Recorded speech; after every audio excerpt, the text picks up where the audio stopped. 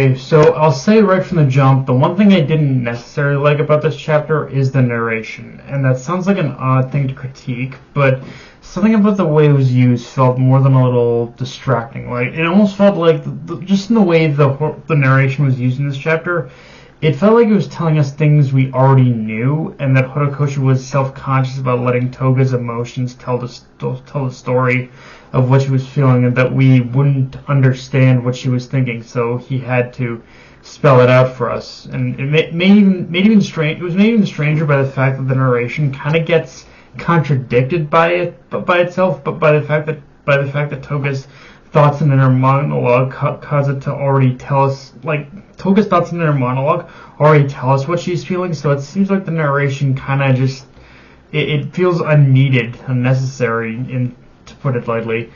That aside, though, I really did like this chapter for the focus we got on Ochako and Toga, especially with how Ochako was literally a split second too late in realizing what it was she wanted, or even more so, what she needed to say to Toga, and her reaching out saying she won't let Toga out of her sight, or that they haven't had a proper talk about romance. It's gonna sound all that sounds cheesy and corny, but it's little exchanges like that which not only show growth on Ochiko's part, but it also shows Ochako is truly coming to her own and become confident with her own feelings and the stuff that she genuinely wants to say, but that despite the focus on the fight, she generally does want to understand Toga as a person, not just her as a villain or criminal. Again, unfortunately, she was too little, too late in just kind of forming those thoughts into words, you could say. I will also say that one of the big things I did take away from this chapter as well is just how more and more Toga has felt like an empty shell of who she is now versus who she was at the beginning of the series. Like, at the beginning of the series, for as crazy as she was, Toga was bubbly, vibrant, had a vibrant personality, and just wanted to have fun. But even if her definition of fun was kind of twisted. But ever since Twice's death, she's acted in a way where it feels like she truly has lost a piece of who she was, a piece of herself. At this point, Toga really is just kind of an empty shell of who she once was.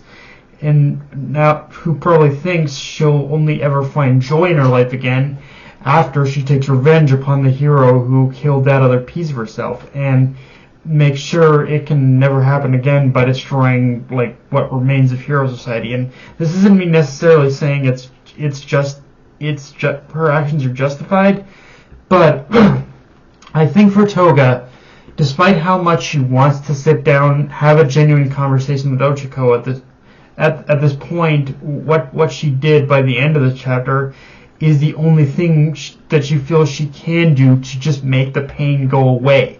For Toga, there's no other way for her to feel like she can be happy again, which will be interesting to see how Horikoshi chooses to play this when everything is said and done, and how even more so how he plans for Ochako to even play a part in Toga's redemption at this point, because while he has shafted, Horikoshi has kind of shafted Ochako for a lot of the story, he also seems committed to this one plot beat of having Ochako be the one to finally like reason with Toga. So it's going to be interesting to see how he plays that out with Ochako, considering where Toga is right now.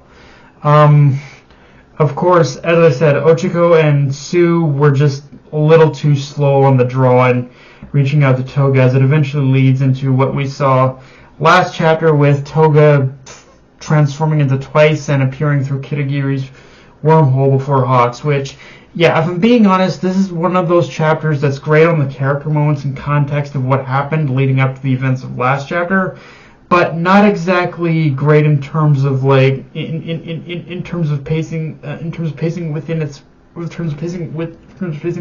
own like self-contained story. Like, we didn't really move the needle all that far with the pacing of the actual story, and we ultimately left off exactly where we were before.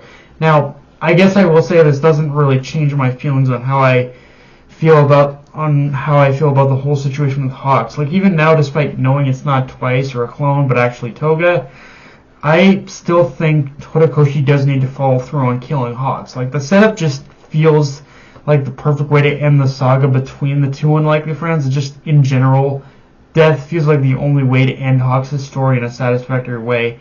Now, granted, I do hope at the very least it ends for Hawks how it began, which is kind of supporting Endeavor, and with an army of Twice clones stampeding into the battlefield, that almost feels exactly how it's going to happen. But again, I can't say with certainty either. Like, I'm just hoping Horikoshi knows that Hawks, like, it's one of those things where I'm just hoping Horikoshi realizes Hawks does need to die. Like, there's not really any way. Unfortunately, even for as many, there's not really any way I see Hawks surviving and making it like a satisfactory thing. Like, with the other satisfactory thing, like, Hawks does kind of need to die here, for better or worse. And honestly, even then, like, it would feel. I think one thing that also makes it feel like, I guess I'm kind of also saying this for my own reasoning, because I'm not gonna sit, like, I think it's fair to say that we kind of got cheated with the whole Bakugo thing. Like, I guess we all knew Bakugo wasn't gonna die, but it still felt like he did something that he wasn't supposed to do. But with Hawks, it feels like that there's more emotional leverage you can actually get out of him dying. So, like, I feel it needs to happen here at the very least. So, but yeah, guys, that's pretty much all I got for this review. If you enjoyed the video, like, comment, subscribe from my Twitter, Analyst Crunchyroll. Be sure to notification bell, subscribe button, and just share the video around, guys. Dark Knight of a Night signing off. Later, everyone.